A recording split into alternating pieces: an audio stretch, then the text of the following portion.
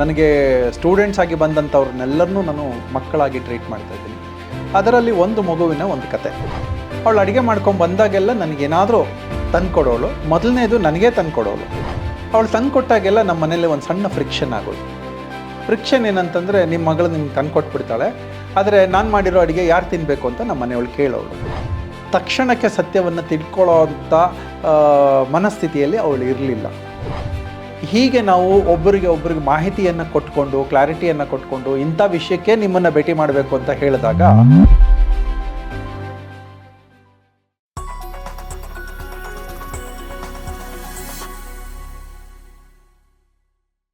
ಖರ್ಚೇ ಇಲ್ಲದೆ ಮನಸ್ಸನ್ನು ದೃಢಪಡಿಸುವುದು ಹೇಗೆ, ಸ್ಟ್ರಾಂಗ್ ಮಾಡುವುದು ಹೇಗೆ, 108 ದಿನಗಳ ಸೀರೀಸ್, ಅದೇನೇ 4M ಸೀರೀಸ್. ಒಂದು ಇನ್ಸ್ಟೆನ್ಸ್, ಯೋಗದಲ್ಲಿ ತುಂಬ ವರ್ಷಗಳು ಹೇಳ್ಕೊಡ್ತಾ ಇದ್ದೀನಿ.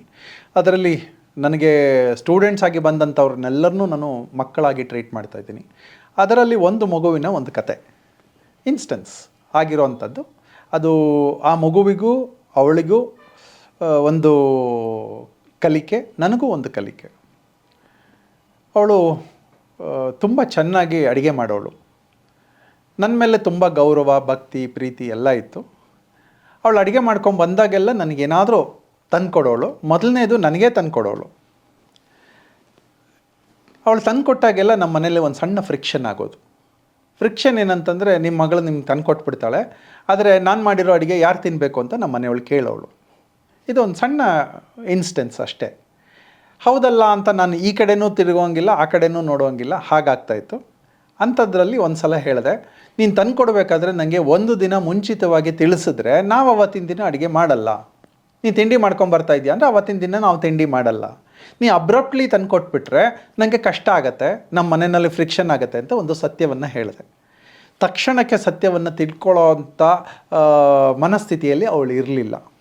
ಬಟ್ ಕ್ರಮೇಣ ಒಂದು 2-3 ಸಲ ಅರ್ಥ ಮಾಡಿಸಿದ ಮೇಲೆ ಅವಳಿಗೆ ಅನ್ನಿಸ್ತು ಇದು ನಿಜ ಅಂತ. ಆವತ್ತಿಂದ ಆ ಫ್ರಿಕ್ಷನ್ ನಿಂತೋಯ್ತು.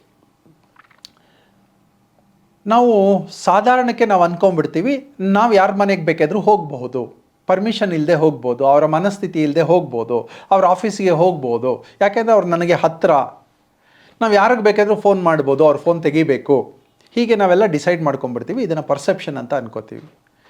ಮ್ಯಾನೇಜ್ಮೆಂಟ್ ಸೀರೀಸಲ್ಲಿ ಏನಾಗುತ್ತೆ ಅಂದರೆ, ಅಥವಾ ಮ್ಯಾನೇಜ್ಮೆಂಟಲ್ಲೇ ಏನಾಗುತ್ತೆ ಅಂತಂದರೆ, ಈಗ ನಾನು ಯಾರನ್ನೋ ಭೇಟಿ ಮಾಡಬೇಕು, ಆ ಭೇಟಿ ಮಾಡೋವಂಥವ್ರು ನನ್ನ ಪಾರ್ಟ್ನರ್ ಆಗಿರ್ಬೋದು, ಒಂದು ಕ್ಲೈಂಟ್ ಆಗಿರ್ಬೋದು, ಅಥವಾ ಇನ್ಯಾರೋ ಆಗಿರ್ಬೋದು, ಅಧಿಕಾರಿ ಆಗಿರ್ಬೋದು. ಒಂದು ಮೆಸೇಜನ್ನು ಕೊಟ್ಟು, ಒಂದು ಕಾಲನ್ನು ಕೊಟ್ಟು, ಒಂದು ಫೋನ್ ಮಾಡಿ ಅವರಿಗೆ ಪರ್ಮಿಷನ್ ತೊಗೊಂಡು, ಸಾರಿ ಇಷ್ಟೊತ್ತಿಗೆ ಬರಲ್ಲ, ಇಷ್ಟೊತ್ತಿಗೆ ನಿಮ್ಮನ್ನು ಭೇಟಿ ಮಾಡ್ಬೋದಾ, ವಿಷಯ ಇಂಥದ್ದು ಅನ್ನುವ ಕ್ಲಾರಿಟಿ ಕೊಟ್ಬಿಟ್ಟ ತಕ್ಷಣವೇ ಅವರು ಪ್ರಿಪೇರ್ ಆಗಿರ್ತಾರೆ. ಈಗ ಬರಲ್ಲ, ಅದು ಇನ್ವಿಟೇಷನ್ ಕೊಡೋಕ್ಕಾಗಿರ್ಬೋದು, ಅಥವಾ ಯಾವುದೋ ಮಾಹಿತಿ ಕೊಡೋಕ್ಕಾಗಿರ್ಬೋದು. ಬರಲ್ಲ ಅಂತಂದಾಗ ಇವತ್ತು ನಾನು ಇಲ್ಲ, ದಯವಿಟ್ಟು ನಾಳೆ ಬನ್ನಿ ಅಂತ ಹೇಳ್ಬೋದು, ಅಥವಾ ವಿಷಯವನ್ನು ಟೆಕ್ಸ್ಟಲ್ಲೇ ಹೇಳಿ, ಫೋನಲ್ಲಿ ಹೇಳಿ ನಾನು ಬರ್ತೀನಿ ಅಂತ ಹೇಳೋದು ಆಗಿರ್ಬೋದು. ಮ್ಯಾನೇಜ್ಮೆಂಟಲ್ಲಿ ಏನಾಗುತ್ತೆ, ಹೀಗೆ ನಾವು ಒಬ್ಬರಿಗೆ ಮಾಹಿತಿಯನ್ನು ಕೊಟ್ಕೊಂಡು, ಕ್ಲಾರಿಟಿಯನ್ನು ಕೊಟ್ಕೊಂಡು, ಇಂಥ ವಿಷಯಕ್ಕೆ ನಿಮ್ಮನ್ನು ಭೇಟಿ ಮಾಡಬೇಕು ಅಂತ ಹೇಳಿದಾಗ ಎದುರುಗಡೆ ಇರೋರಲ್ಲಿ ನಮ್ಮ ಬಗ್ಗೆ ಒಂದು ಗೌರವ ಜಾಸ್ತಿ ಆಗುತ್ತೆ. ಇದನ್ನೇ ನಾವು management of the mad monkey mind ಅನ್ನೋದು. ಮಂಕಿ ಮೈಂಡ್ ಏನಂತೆ, ನಾನು ಯಾರ ಮನೆಗೆ ಬೇಕಾದ್ರೂ ಹೋಗ್ಬೋದು, ಯಾರ ಹತ್ರ ಬೇಕಾದ್ರೂ ಹೋಗ್ಬೋದು, ಯಾರ ರೂಮಿಗೆ ಬೇಕಾದರೂ ಹೋಗ್ಬೋದು ಅಂತ ನಾವು ಪ್ರಿಸ್ಯೂಮ್ ಮಾಡ್ಕೊಂಡ್ಬಿಡ್ತೀವಿ. ಆದರೆ ಮ್ಯಾನೇಜ್ಮೆಂಟು ಅಂದರೆ ಒಂದು ಎತ್ತರದ ವ್ಯಕ್ತಿತ್ವ ಅಥವಾ ಒಂದು ಎತ್ತರದ ಮನಸ್ಸು ಏನು ಹೇಳುತ್ತೆ ಅಂತಂದರೆ, ಒಂದು ಸಲ ಪರ್ಮಿಷನ್ ಕೇಳ್ಕೊಂಡು ಹೋಗು. ನಾನು ಅದನ್ನು ಅಭ್ಯಾಸ ಮಾಡ್ಕೊಳ್ಳೋಕೆ ಶುರು ಮಾಡಿ ತುಂಬ ವರ್ಷಗಳಾಯಿತು. ಇವತ್ತು ನಾನು ಪಕ್ಕದ ರೂಮಲ್ಲಿ ಇರುವ ಇನ್ನೊಬ್ಬರನ್ನ ಭೇಟಿ ಮಾಡಬೇಕು ಅಂತಂದರೆ, ಅದರಲ್ಲೂ ಆಫೀಸಲ್ಲಿ ಅವ್ರಿಗೆ ಒಂದು ಟೆಕ್ಸ್ಟ್ ಮಾಡ್ತೀನಿ, are you free, can I come ಅಂತ. ನೀನು ಫ್ರೀ ಆಗಿದೆಯಾ, ನಾನು ಬರಬಹುದಾ ಅಂತ ಕೇಳ್ತೀನಿ. ಇದನ್ನು ನಮ್ಮ ಆಫೀಸಲ್ಲಿ ಎಲ್ಲರ ಜೊತೆ ಅಭ್ಯಾಸ ಮಾಡಿಸಿದ್ದೀವಿ. ಎಲ್ಲರೂ ಇದೇ ಅಭ್ಯಾಸದಲ್ಲಿದ್ದಾರೆ. ನಮ್ಮ ಆಫೀಸಲ್ಲಿ ಈ ವಿಷಯಕ್ಕೆ ಸಂಬಂಧಪಟ್ಟಂಗೆ ಫ್ರಿಕ್ಷನ್ಸ್ ಕಮ್ಮಿ, ಯಾಕೆಂದರೆ ಕ್ಲಾರಿಟಿ ಕೊಟ್ಬಿಡ್ತೀವಿ. ಭೇಟಿ ಮಾಡಬೇಕು, ಎಷ್ಟು ನಿಮಿಷಗಳ ಭೇಟಿ ಮಾಡಬೇಕು, 5 ನಿಮಿಷನ, 3 ನಿಮಿಷನ, ಸಬ್ಜೆಕ್ಟ್ ಏನು, ಇದು ಪರ್ಸನಲ್ ವರ್ಕಾ, ಅಫಿಷಿಯಲ್ ವರ್ಕಾ, ಹೀಗೆ ಕ್ಲಾರಿಟಿ ಕೊಟ್ಕೊಂಡ್ಬಿಟ್ಟಾಗ ಯಾವ ಡಿಸ್ಟರ್ಬೆನ್ಸು ಇರೋದಿಲ್ಲ.